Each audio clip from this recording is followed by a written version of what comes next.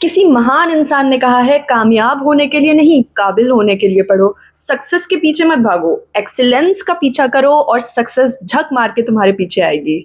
तो आज का ये जो वीडियो है, ये उन लोगों के लिए है जो करियर नहीं चूज़ कर पा रहे हैं बिकॉज़ इतने सारे ऑप्शंस हैं या उनका समझ में नहीं आता उनको कि किस चीज़ को प्रायोरिटी दें, अपना करियर कैसे चूज़ करें। उनको बहुत सारे फ़ियर हैं कि उनका टाइम ना वेस्ट हो जाए, वो अपना पोटेंशियल ना मिस कर दें, वो जो कर सकते हैं वहाँ तक नहीं रीच कर पाएँ और कोई गलत ऑक्यूपेशन में चले जाएँ और फिर बाद में रिग्रेट करें, एटसेट्रा, एटसेट्रा।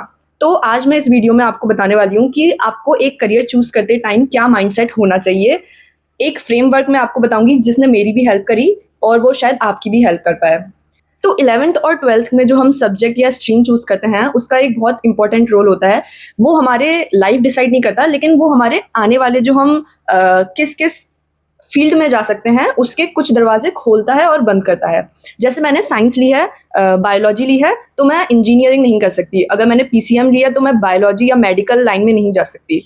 मैंने कॉमर्स ली है तो ही मैं आगे अपनी अंडर ग्रेजुएट में कॉमर्स या बैंकिंग ऐसे जो सब्जेक्ट्स हैं वो चूज़ कर पाऊँगी। तो अगर आपका कुछ ऐसे पहले से डिसाइडेड है, तो आप 11th-12th में बहुत आराम से सोच समझ के अपनी स्ट्रीम चूज़ करिए। तो आफ्टर 12th अब स्ट्रीम हो गई है जैसे-तैसे जो भी आपने ली, अब आफ्टर 12th आपको करियर नहीं समझ में आ रहा है कि इतने सारे हैं तो मैं क्या करूँ? तो this is what I did और ये आपको भी हेल्प कर सकता है। तो आपको अपने घर का या आपका कोई भी ऐसा फ़ेवरेट प्लेस हो जहाँ पे बहुत शांति हो, एक कोना वो पकड़ना है। आपको एक पेन लेना है, एक पेपर लेना है और उन पे जो मैं अभी चीज़ें बताऊँगी वो लिखनी है। लेकिन उससे पहले आपको ये ध्यान रखना है कि आप उस टाइम ना किसी एक्साइटमेंट में हो, ना ज़्यादा खुश हो, ना ज़्यादा गुस्से में हो, ना आप डर डर रहे हो, मतलब आप किसी भी इमोशन से अफेक्टेड ना हो। आपकी जो इमोशनल स्टेट है या आपका जो नर्वस सिस्टम है वो न्यूट्रल रहे, क्योंकि जब हम किसी इमोशन में होंगे तो हम वही लिखेंगे जो वो इमोशंस हमसे लिखवाना चाहते हैं, ना कि what is true to us. आप जब न्यूट्रल हो तब आपको ये एक्टिविटी करनी है। तो आपको अब करना क्या है? तो step 1, you have to write your basic life needs, जैसे घर, पानी, कपड़ा, basic needs, family responsibility, having pet और नॉट। तो ऐसे टाइप के बेसिक नीड्स की ये तो बेयर मिनिमम हैं ही, ठीक है। सेकेंड स्टेप, अब आपको लिखनी है योर प्राइमरी नीड्स, और इसको लिखते टाइम आपको अपने से बहुत ऑनेस्ट रहना है। आपको प्राइमरी नीड्स में वो चीज़ें लिखनी है जो आप अपने करियर से चाहते हो या जो आप अपनी लाइफ से चाहते हो आने वाले टाइम में, जैसे आप अपनी लाइफ को देखते हो, लाइक अपनी लाइफ स्टाइल। आपको उन प्राइमरी डिज़ायर्स में वो चीज़ें लिखनी है। जैसे जैसे आई वॉन्ट टू ट्रैवल, तो मैं उसमें ट्रैवलिंग लिखूँगी। और I want to have pets, तो मैं उसमें पेट्स लिखूँगी। मेरे को नेचर के लिए करना है तो I will write nature in it.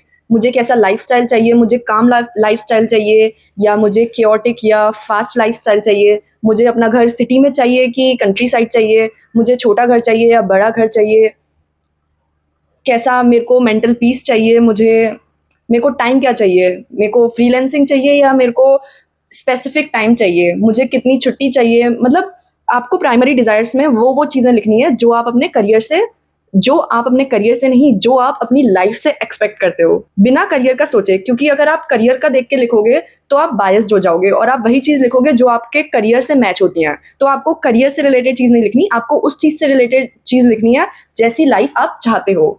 उसके बाद थर्ड स्टेप में आपको लिखने हैं सेकेंडरी डिज़ायर्स। इसमें आपको वो चीज़ें लिखनी है जो नेसेसरी नहीं है, लेकिन these are the big goals जो आपको अचीव करोगे तो आपको अच्छा लगेगा।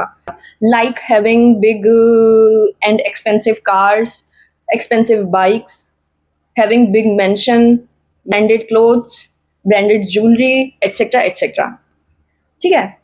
तो ये आपको 3 चीज़ें आपको बना लेनी है, your basic needs, your primary desire and your secondary desire. ये सेक्शन करना क्यों इंपॉर्टेंट है? अगर हम लोगों को प्राइमरी डिज़ायर से ही अपना करियर डिसाइड करना है तो हम लोग डायरेक्ट वो ही क्यों नहीं लिख रहे हैं?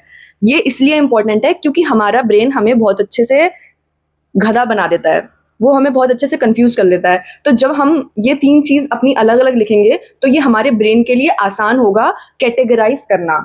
क्योंकि कई बार क्या होता है, हम अपनी सेकेंडरी डिज़ायर से इन्फ्लुएंस होकर अपना करियर चूज़ कर लेते हैं। जैसे मुझे तो बहुत ही एक्सपेंसिव लाइफ चाहिए, मुझे बहुत ही बड़े बंगले में रहना है, I want to live a dream life, I want to be a entrepreneur, मेरे पास बहुत ही पैसा हो, ये हो, ऐसे उछाल दूँ, ऐसे कुछ कर दूँ। तो हम उनसे इन्फ्लुएंस होकर अपने करियर चूज़ कर लेते हैं और फिर बाद में रिग्रेट करते हैं या बाद में हमें पता चलता है कि इसमें मेरे को सेटिस्फेक्शन नहीं मिल रहा, इसमें मेरे को मेंटल पीस नहीं मिल रहा, ये मैं क्या कर रहा हूँ या ये मैं क्या कर रही हूँ।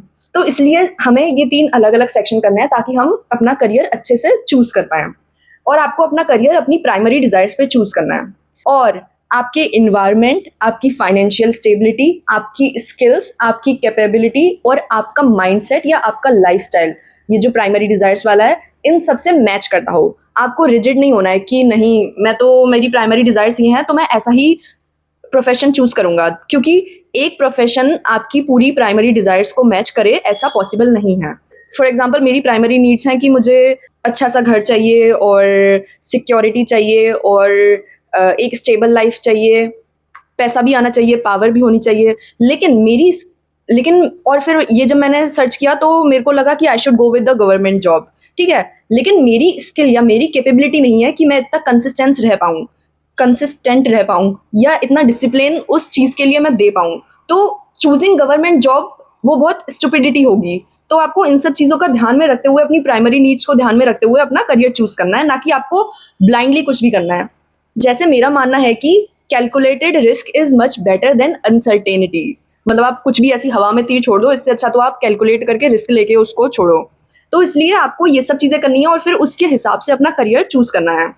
फॉर एग्ज़ाम्पल अगर मेरे को काम लाइफ़, बैलेंस लाइफ़ और पीसफुल लाइफ़ पसंद है, तो मैं अब उस हिसाब से अपना करियर चूज़ कर सकती हूँ, जैसे टीचिंग या फ्रीलांसिंग, कंटेंट क्रिएशन, कोई भी एनजीओ या कुछ भी ऐसा सर्विस वाला वर्क। अगर मुझे chaotic, competitive and fast life पसंद है, तो मैं corporate sector, investment banking, entrepreneurship या फिर सेल्स ऐसी जॉब चूज़ कर सकती हूँ। तो आपको ये माइंडसेट के साथ अपना करियर चूज़ करना है, ऐसे डिवीज़न करने के बाद। आप कुछ भी करो, जैसा कि रणछोड़ दास छांछड़ ने बोला है कि सक्सेस के पीछे मत भागो, एक्सीलेंस का पीछा करो। एक्सीलेंस मतलब build your skill in what you love, ना कि किसी और का सक्सेस कॉपी करके उसका पाथ कॉपी करना। क्योंकि अगर जो चीज़ आपको इतनी पसंद है और आप वो करोगे, तो nobody can beat you in your game. लेकिन अगर आप किसी और के गेम में जाओगे जो ऑलरेडी सक्सेसफुल है, तो वहाँ पे आपका कंपटीशन बहुत ज़्यादा है और सक्सेस होने के चांसेस बहुत कम। लेकिन if you have your skill set और आप उसको और इम्प्रूव कर पाओ, you have your rare factor, तो वहाँ पे सक्सेस होने के बहुत ज़्यादा चांसेस हो जाते हैं। सो या that's it for today's video. अगर बैकग्राउंड साउंड आया हो तो उसके लिए सॉरी। अगर ये हेल्पफुल हुआ हो तो please like and share and thank you for watching. किसी महान इंसान ने कहा है, क्या कहा है? टू बी वेरी स्पेसिफिक, मेरे को ईवीएस पसंद थी and that follows to science, एंड उसके बाद फिर 11th 12th में आई चूज साइंस।